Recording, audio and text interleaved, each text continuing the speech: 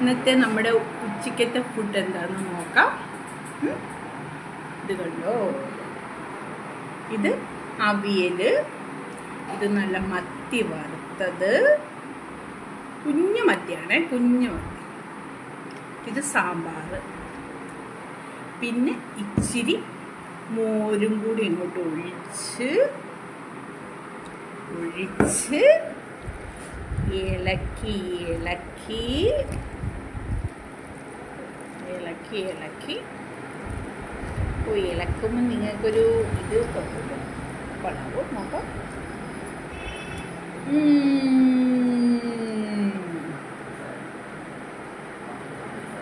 മത്തി